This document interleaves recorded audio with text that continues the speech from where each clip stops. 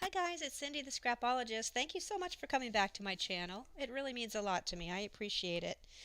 Don't forget to hit subscribe below so you don't miss any of my videos. Yesterday I made a video on I was playing around with mica for the first time and you all experimented with me. I had not worked with it before. So I'm working with it a little more today. I wanted to show you a few things, and I'm getting so many questions about the mica and so many positive comments that I'm going to start trying to carry it in my shop, which is kind of exciting. So let me show you first what's going to be in my shop, and then I'll show you my little experiments.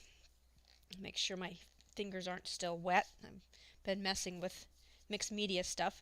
So they're a little hard to see, but and I'll put the link below to the video I did yesterday.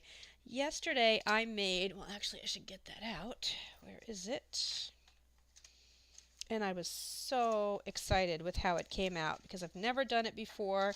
There aren't any videos that I could find on how to work with this stuff, so I was just really tickled pink. But I made this tuck spot for my journal out of mica.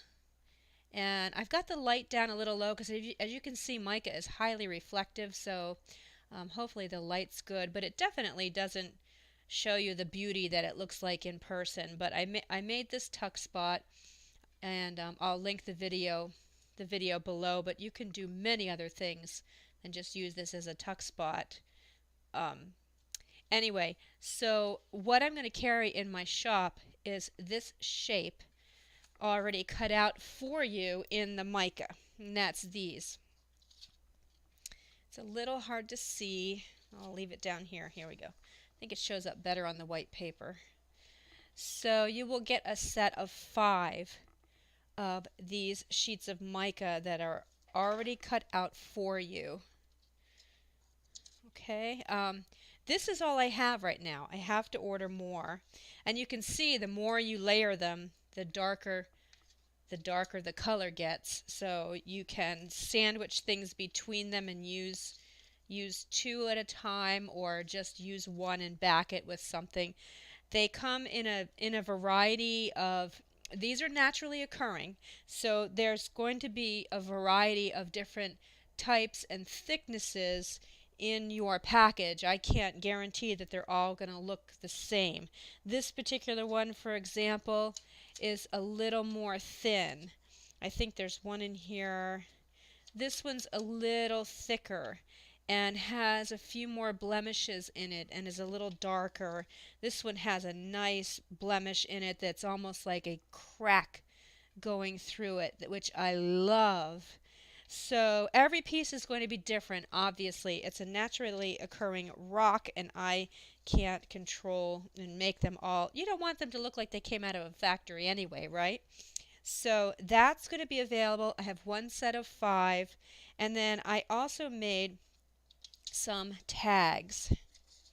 Maybe if I put them all together, you'll be able to see them better here. So aren't those beautiful? So I made some tags. They are 2 1/4 by 4 1/4. I did punch the hole in the top for you, and there are 5 of these. Again, here's a really thick one. Super, super thick one. You might try peeling it apart and making 2, but you might ruin it. I don't know. And then this one is a super thin one. Some of them have little tiny tears in them, and like I said, blemishes. This has a cool, this one is really cool. It's darker on the top, and then it has this cracked line, and then it's lighter on the bottom. It's just, this is just my new favorite thing to work with. So I went online this morning and bought some more. So I only have 2. Oh, that looked blurry. I think it doesn't know what to do with this stuff. There we go. Oh, that looks funny. Anyway, I'm just going to start out with these 2 sets in my shop. See how it goes, see if the interest keeps developing, because since last night, since the video yesterday, I've been getting all kinds of interest on this. So I think that I'll probably carry it in my shop. By the way, anything that is in my shop. I have my shop set up. It's the Scrapologist on Etsy. I have it set up so that you can send me a restock request. So if you see something that you really love and it's sold out, send me a restock request and I'll see if it's something that I can restock for you. Be happy to do that. And I think that that will be the case with the mica.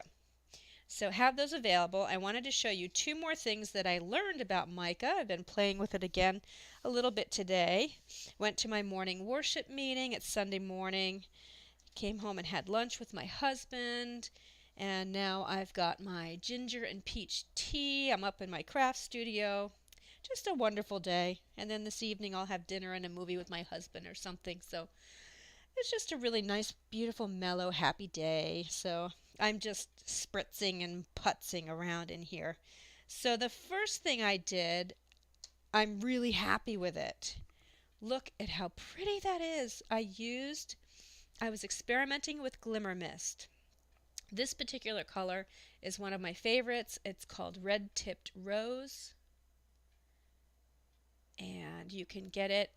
There's the web page if it will focus. Come on. You can kind of see it, mytatteredangels.com. It's you buy it. I buy it through Canvas Corp. So mytatteredangels.com, red tipped rose. So I spritzed it.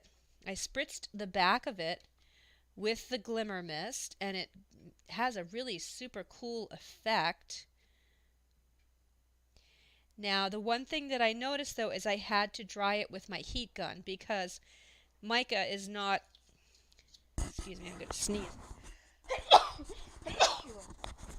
Excuse me, I mentioned yesterday I have all this vintage book dust in my room because I've been making library pockets and it's still kind of floating around all over the place. I haven't vacuumed off my desk yet. Anyway, I noticed that because this doesn't absorb, it's not like paper where the wet media is going to absorb into the paper. I did have to dry this with my heat gun. And it kind of spreads it around when you do that and gives it this really cool effect. And then I think I'm going to keep collaging this and keep kind of sticking things under here. I don't know. I don't know what I'm going to do, or I might just leave it like this. But I noticed that there was a little spot in the center, so I fussy cut a flower and put it in the middle. And in the center, if you can see the glitter there, kind of see that there. There's glitter in the center of the flower. That is my stickles. I used that. And this is a product by Ranger. This color is called Cinnamon. And I put it in the center of the flower that I fussy cut and then stuck the flower to the mica with that stickles. Again, it looks super duper good in person. I experimented with green glimmer mist, and yeah, I think it would definitely work for some projects. But it wasn't what I was in the mood for today. But it was fun, and there's another fussy cut flower with the stickles in the middle. And I experimented with the stickles over here, but see, it's wet. Again, it's got to be adhered with your heat gun because it has nothing to stick to.